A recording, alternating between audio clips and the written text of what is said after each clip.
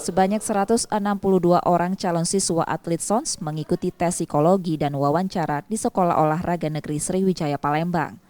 Ke-162 orang calon siswa ini terdiri dari 107 orang calon siswa yang ikut tes masuk ke tingkat SMA dan 55 orang calon siswa yang masuk tes ke tingkat SMP.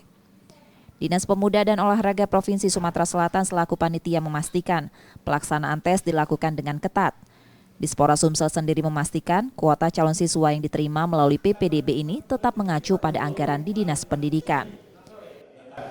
Tahap-tahap berikutnya kita tidak bisa memastikan apakah ada pengurangan, tergantung, apalagi ini adalah tes psikologi, itu tergantung dengan hasil yang diteskan. Kalau memang tidak memungkinkan, apa boleh buat kan?